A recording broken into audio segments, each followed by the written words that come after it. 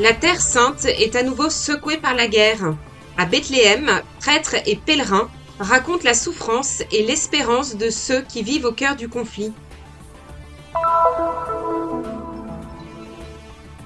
Un pèlerinage à pied transformé en temps d'écoute, de prière et de confiance. En attendant de rentrer en Italie, ces pèlerins ont cheminé à la rencontre des pierres vivantes de Terre Sainte. Un membre de la communauté catholique de langue hébraïque raconte les moments les plus difficiles vécus après la chute d'un missile balistique tombé dans la région. Dieu nous a délivrés de la mort. Le père Pierre Al-Ray a été tué le 9 mars à Klaya, dans le sud du Liban, alors qu'il venait en aide à une famille touchée par un bombardement israélien. Quelques jours plus tôt, il avait parlé de l'espérance de la résurrection. Au Bible Lands Museum de Jérusalem, la nouvelle exposition sur la guerre antique offre un regard sur les stratégies et les batailles du passé. Mais hors des salles, la réalité contemporaine rappelle qu'histoire et présent s'entrelacent souvent.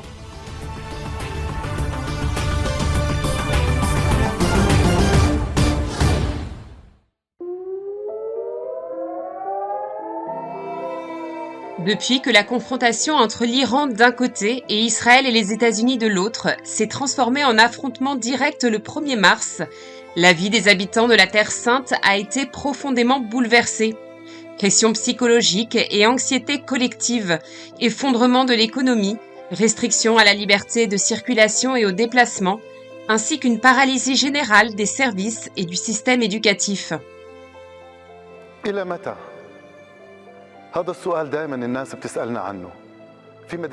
Jusqu'à quand les gens continuent de se poser cette question?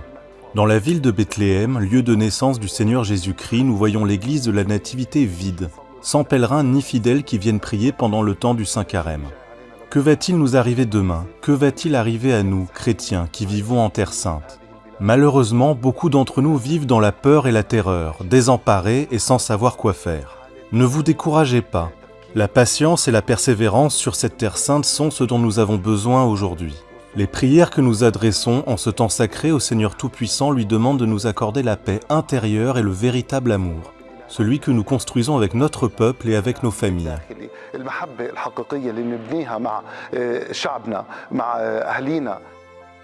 Col suono delle sirene ha sconvolto tutti, anche se non era un suono nuovo per tanti. In quei momenti non si sa. Le son des sirènes a bouleversé tout le monde, même s'il n'était pas nouveau pour beaucoup. À ces moments-là, on ne sait pas exactement ce qui se passe. On perçoit la peur des enfants, pas seulement leurs pleurs. Le premier réflexe est de les protéger, en attendant de pouvoir les remettre à leurs parents, tandis que l'inquiétude et la tension montent. Jérusalem s'est soudainement vidée, et les écoles ainsi que les magasins ont été fermés, tout comme les portes des lieux de culte. Gerusalemme si è improvvisamente svuotata. Le scuole, i negozi sono stati chiusi come le porte dei luoghi di culto. Alors que la guerre fait aujourd'hui souffrir la Terre Sainte, le temps du Carême prend une dimension particulière et profonde. Un appel pressant à la prière pour la paix, à la persévérance dans l'espérance et au rapprochement avec Dieu.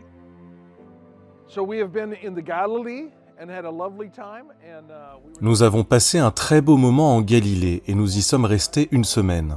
Puis nous sommes allés à Jérusalem et nous avons vu le dôme de fer et les roquettes et je pense que cela a rendu les gens un peu nerveux. Maintenant nous partons de Bethléem à travers le Sinaï en direction du Caire car c'est de là que nous devons prendre notre vol, étant donné que tous les aéroports autour de nous sont fermés. Je pense que pour nous c'est une petite complication, mais pour vous c'est une grande complication. Je le sais et j'en suis désolé, mais nous continuons à croire en notre venue ici et nous n'avons jamais eu peur. Nous disons simplement que Dieu est avec nous. Dieu veille sur nous, il est notre tour de force, notre forteresse.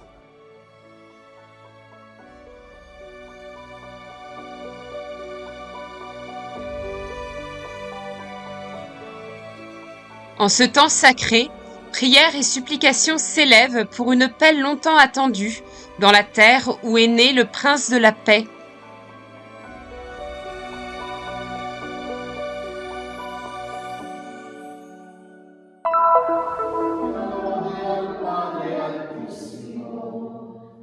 dopo tanti anni che lo sognavamo, che lo progettavamo, che lo desideravamo, tornare in Terra Santa a piedi tutti insieme. Après tant d'années à en rêver, à le planifier, à le désirer, revenir tous ensemble à pied en Terre Sainte.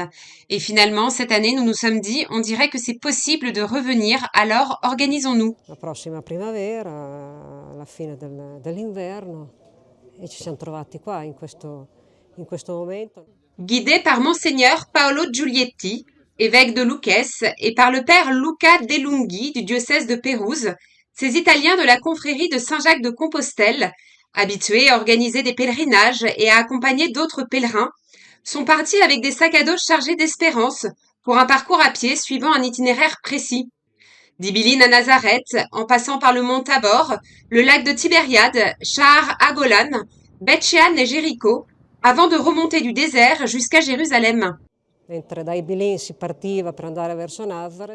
Alors que nous quittions Ibilin pour nous diriger vers Nazareth, nous avons commencé à voir des chasseurs, des avions passer, et nous avons compris que quelque chose se passait malheureusement. Puis, de loin, dans les villages et sur les collines, les sirènes retentissaient déjà, et nous étions au milieu d'un vrai paradis. Le printemps qui s'épanouissait, les prés verts et fleuris, une infinité d'oiseaux, une faune vraiment très riche. Et nous étions au cœur d'un paradis tandis que l'enfer éclatait au-dessus de nos têtes.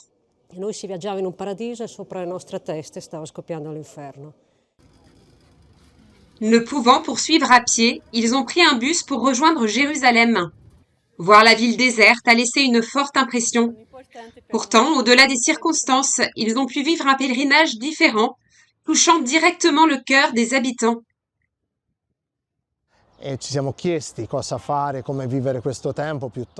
Nous nous sommes demandé quoi faire, comment vivre ce temps. Plutôt que de prendre et fuir, nous avons cherché à comprendre si cela pouvait être une occasion pour nous.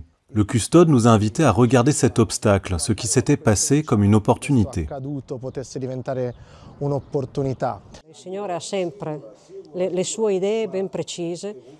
Le Seigneur a toujours ses idées bien précises et trouve des chemins là où il n'y en a pas. Nous avons maintenant la possibilité de rencontrer ici à Jérusalem de nombreuses réalités, beaucoup de personnes, des pierres vivantes très différentes des pierres que nous aurions trouvées le long du chemin dans les lieux saints que nous aurions visités. Nous rencontrons ces pierres vivantes qui remplissent notre cœur, partagent leur expérience, ravivent notre foi. Au final, il s'agit donc d'un grand don.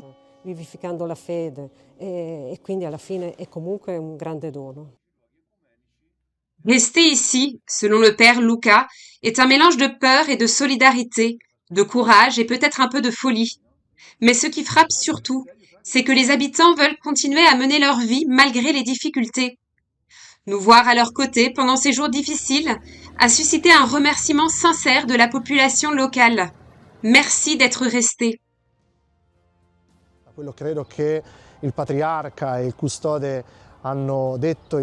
Je crois que ce que le patriarche et le custode ont dit de différentes manières et à différents moments au fil des années est très clair. Après des années de conflits et de tensions, et après avoir vu s'alterner des périodes où les pèlerins, venant non seulement d'Europe mais aussi du monde entier, pouvaient venir ici plus ou moins facilement, nous nous retrouvons encore une fois face au risque que tout s'arrête. Pourtant, en ce moment précis, il ne s'agit pas seulement de prier, mais aussi de témoigner d'une proximité concrète. Je pense par exemple à la prochaine collecte du Vendredi Saint et aux nombreuses façons dont nous pouvons montrer notre soutien à nos frères de Terre Sainte.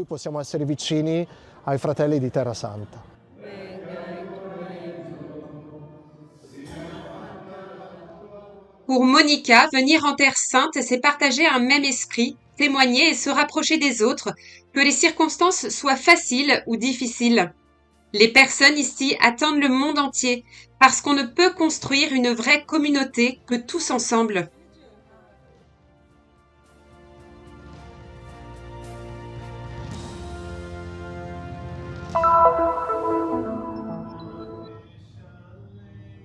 À environ 100 km de Jérusalem, Beersheva est une ville d'environ 200 000 habitants.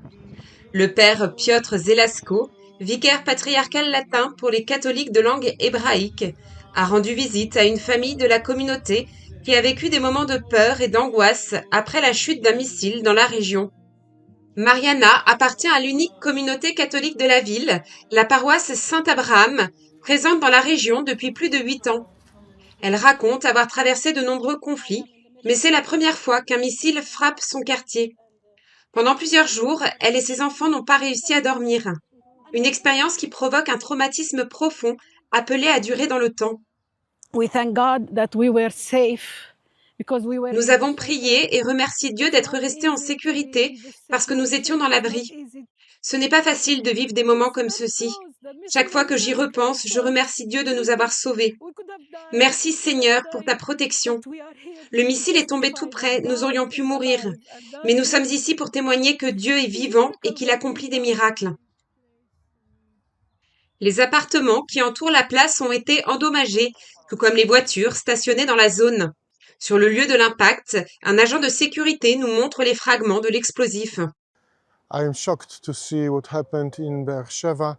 J'ai été choqué de voir ce qui s'est passé à Beersheva, au cœur d'une zone densément peuplée. Le missile est tombé dans la cour de l'école à midi. Le miracle, c'est que les enfants n'étaient pas à l'école à cause de la fête de Pourim. C'est très triste de voir qu'une de nos familles a eu son appartement détruit. Nous essayons de les aider, mais surtout nous prions pour eux. Pour les enfants en particulier, c'est un traumatisme énorme. Même si c'est un grand miracle que personne ne soit mort, nous sommes encore sous le choc.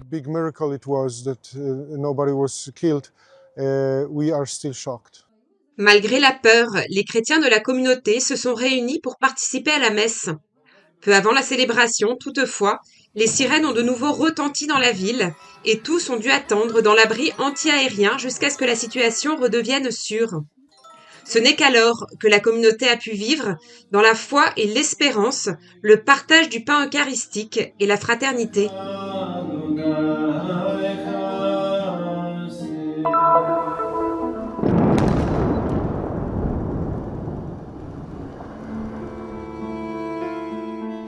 Dans le contexte de l'escalade militaire le long de la frontière sud du Liban, le prêtre maronite, Père Pierre Al-Haï, a été tué le 9 mars dans le village de Klaya, dans le district de Marjeyoun, au sud du pays. Il accomplissait sa mission humanitaire et pastorale auprès des habitants de la communauté lorsqu'il s'est mis à aider une famille blessée à la suite d'un bombardement. Peu après, un second projectile est tombé au même endroit, lui causant des blessures mortelles.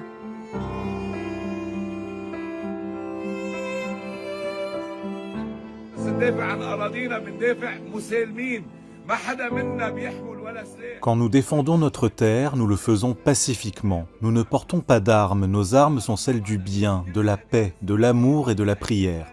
Toutes les religions venues du ciel invitent à la paix, c'est pourquoi nous devons prendre soin de notre terre et y rester fermement.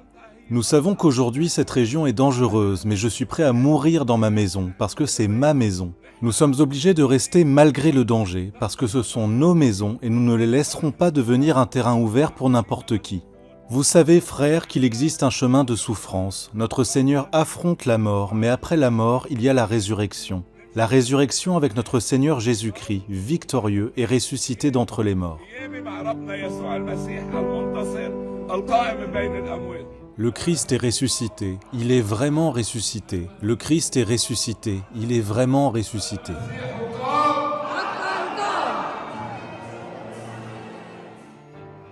Je désire partir et être avec le Christ, car c'est bien préférable, disait saint Paul. Dans un moment où beaucoup cherchent sécurité et refuge, le Père Pierre a choisi la voie opposée.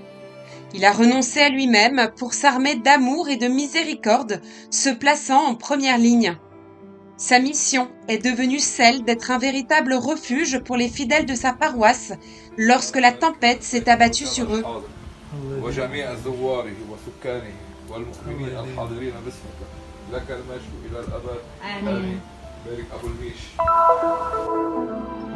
Le Bible Lands Museum de Jérusalem a inauguré le 19 février une exposition intitulée « Le 6e jour après la guerre », une expression empruntée à un ouvrage d'un auteur tchèque qui symbolise le retour à la routine et à la normalité après une période de conflit. L'exposition propose un regard sur la guerre dans l'Antiquité à travers différentes sources historiques. L'exposition se compose de 3 sections principales, chacune visant non seulement à raconter une histoire historique ou littéraire, mais aussi à la relier à une question plus large. Par exemple, la première section de l'exposition, consacrée à la bataille de Kadesh, aborde la question de ce qui constitue une victoire et de qui la détermine.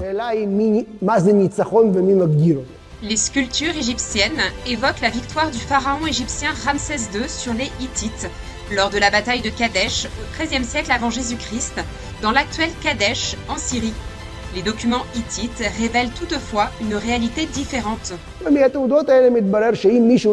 Ces documents précisent que s'il y eut une victoire dans la bataille de Kadesh, ce furent les Hittites. Car après la bataille, l'armée hittite réussit à atteindre la région de Damas, située au sud de Kadesh. La deuxième section de l'exposition aborde la politique d'exil menée par les rois assyriens à travers une inscription provenant du palais de Sennachérib, roi d'Assyrie. L'œuvre représente 4 prisonniers, peut-être originaires du royaume de Juda, dans une attitude suppliante, avec un soldat assyrien marchant derrière eux.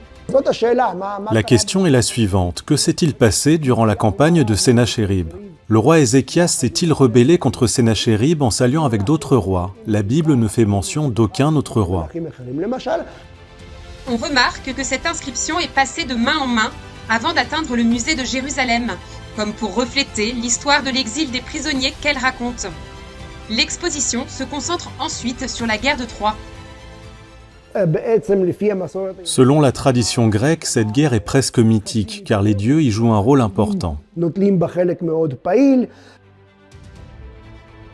Le récit constitue ici une source culturelle, offrant une perception différente de la guerre. Il montre la manière dont une société se raconte à elle-même l'histoire d'un conflit. La guerre fit de nombreuses victimes des deux côtés, et chacun pleura amèrement la perte douloureuse et la dévastation qu'elle engendra. Ce point est également souligné dans cette section. Pax Romana, la dernière section de l'exposition, est consacrée à la paix romaine. Dans le monde romain, on trouve aussi des symboles de paix. Le rameau d'olivier était associé à la déesse romaine de la paix, Pax. La colombe dans l'Antiquité était le symbole de diverses divinités de l'amour. Grâce à cette image et au récit biblique du déluge et de Noé, dans lequel il envoya une colombe qui revint avec un rameau d'olivier, la colombe portant un rameau d'olivier est devenue, à partir du IIe siècle après Jésus-Christ, un symbole de paix dans le monde chrétien. Un autre symbole de paix est associé au dieu grec Hermès, un bâton ailé avec 2 serpents enroulés autour. Cette image rappelle le bâton de Moïse et le serpent d'airain comme symbole de guérison. Cette section comprend également une épée brisée ou pliée qui rappelle la prophétie d'Isaïe. Ils forgeront leur épée en soc de charrue et leur lance en faucille, bien que la signification soit différente. Ces épées reflètent une pratique qui existait aussi bien en Canaan qu'en Grèce au 2e millénaire avant Jésus-Christ, selon laquelle, lorsqu'un guerrier mourait, ses armes étaient déposées avec lui dans la tombe, parfois même pliées. Après la signature du traité de paix entre les deux pays, Israël a offert à l'Égypte une réplique de l'une de ses épées portant une inscription datant de 3300 ans.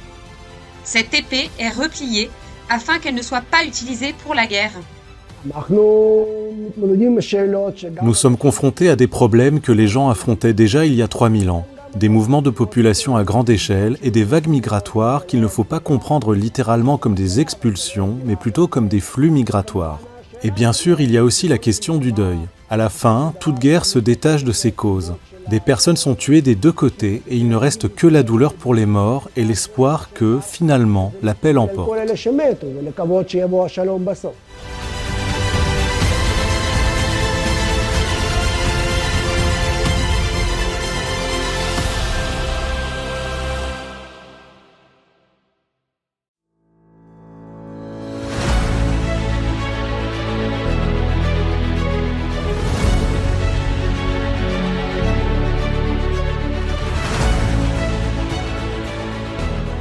Faites un geste de solidarité et soutenez la mission de la custodie de Terre Sainte.